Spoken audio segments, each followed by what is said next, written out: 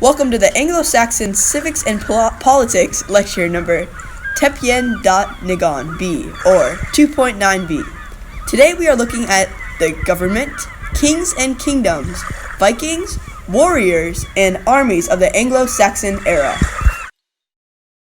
The government in the Anglo-Saxon time period had three branches, just like ours does today. The branches, although the general concept was the same, functioned very differently than they do today. The legislative branch, which makes up the laws, was run solely by the king and his select council. The executive branch, which enforces the laws, was run by the people, for if a crime was committed, the victim of the crime had the responsibility to seek justice. The judicial branch, which interprets the law, was very biased, for the king had a group of people overlooking the court, so he would always have an input on either the punishment of a criminal or the outcome of the court case. Since the Anglo-Saxons had no prisons, if convicted, he or she would be fined or executed. The five major and most powerful kingdoms at the time were Northumbria, East Anglia, Mercia, Wessex, and Kent.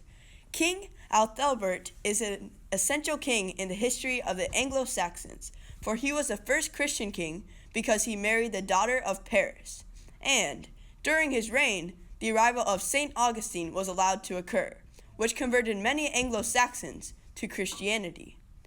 You know the great one, the man, the myth, the legend, King Arthur? He was one of the key individuals in the defense of Britain from the invading Saxons. It was the 5th and 6th century, and out came a king. We, the people of Britain, are losing our land. It's time one of our people took the stand to fight against all of the Anglo-Saxons. We need a hero, the strongest man. King Arthur is soon to make history, to fight off all the threats that are hurting me. It's about time to fight the late 5th century. We have stories in our literacy. We had a victory at Baden Hill, Arthur in for the kill. If you will, invaders trying to steal our farms and mills, but it won't last forever just to get a feel. He wasn't the first or the last king.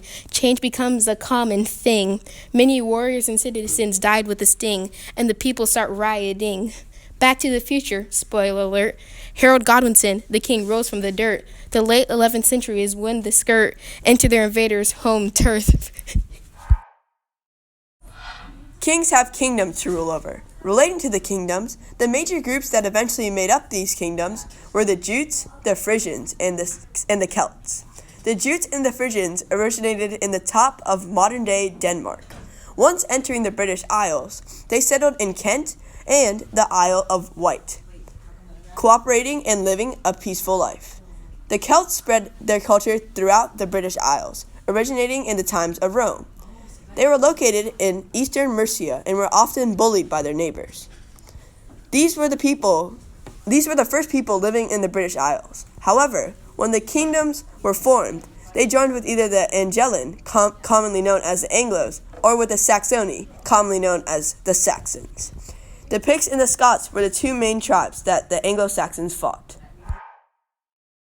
The Kingdom of Kent was a key conquering point in the war between the Anglos and the Saxons. Although some groups settled in peace, such as the very early Jutes, the Frisians, and the Celts, many other groups attempted to invade and conquer the kingdoms of present-day England. The two most famous groups of invaders were the Normans and the Vikings. Both were partially successful, but neither succeeded to fully conquer England. The most feared invader that was the most successful were the Vikings, for there were only two ways to make them back off. A, give them money, or B, wage war against them. Many rulers waged war against the Vikings because any money offered often dissatisfied the Vikings. The Vikings often won these wars, but then they fell short when fighting the last kingdom that they desired to conquer, which was Wessex. When Wessex defeated the Vikings, King Alfred, the king of Wessex, created England. Then he became the sole ruler of the newfound land of England. The warriors in the battles against the Vikings or in any other fighting scenario wore a helmet and wielded a sword and shield, all which helped to identify which side the warrior was fighting for. The helmet was a pseudo-helmet that had uniquely decorated panels, an iron neck guard in the back, mask protecting the face, and leather lining.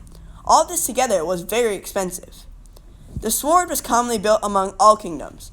It was made up of iron, the panel was made of gold, and during battles it was kept inside a wooden cover. It also had leather strips. Last but not least, the shield of a warrior was 91 centimeters, curved. It had bronze binding, a figure with dragons and other designs representing the kingdom that they were fighting for, and iron hand grips in the back. The armies were fairly small because the warriors' equipment was expensive, and there weren't a lot of people who occupied each kingdom of importance that wanted to fight. Here is a quick summary of all the things we went over. Without further ado, let's wrap it up. The three branches of government are the same as today. That's pretty easy to remember. For all I can say, the legislative run by the king made all the laws, the executive by the people with their own two paws. The judicial was biased and was run by the king. Punishment was simple, either pay a fine or no longer sing. Northumbria, East Anglia, Mercia, Wessex, and Kent. Run with them, or they will take your every last cent. Jutes, Frisians, Celts, and Angelo Saxony. Choose your side, or be considered a phony. The kings always fought for more and more land. The warriors fighting had gear to classify their band. The helmets were expensive, full of design. The sword was iron and in a perfect line. The shield helped to show which kingdom was mine. Vikings and the Normans were the feared invaders, with the goal of conquering Britannia, which was full of their haters. When Wessex beat the Vikings, England was made, ruled by one king who was well fed and well paid. Now that you got it in your head as clear as glass, that is it for today's lecture. I look forward to seeing you in class.